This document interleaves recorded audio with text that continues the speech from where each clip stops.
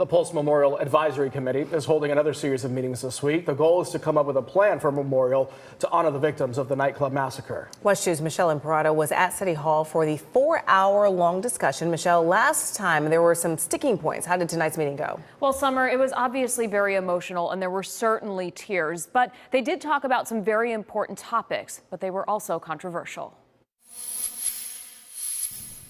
Tonight's meeting started like the last. So I'd ask us to observe a moment of silence in honor of the 49. Also, like last time, tonight was about listening to victims' families and survivors about what they want for the memorial. 2 questions arose early on. Should the building stay or go or in between? And then more for me on the survivors' end. Are we including first responders despite what happened that night? Questions that ripped open old wounds. I don't think the building should be turned down until there's a proper third-party investigation. Some victims' family members and survivors still want an investigation into conditions at Pulse the night of the shooting. WESH 2 has reported extensively on their allegations that unpermitted renovations contributed to the delayed response and how many people died, which ties directly into the other question.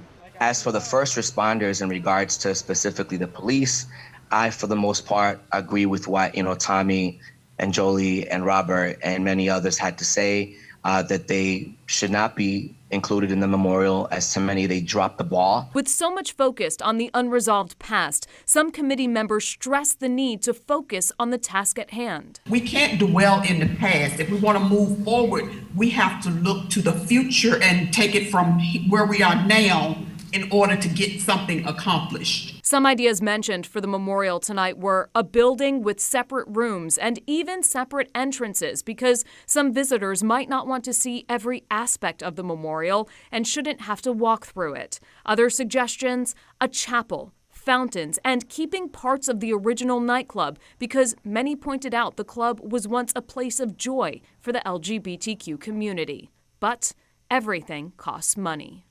Do you guys have a plan? Do you have a set plan on how you guys are going to obtain the funds to get this memorial done? Because I haven't heard anything about how the funds are going to come about.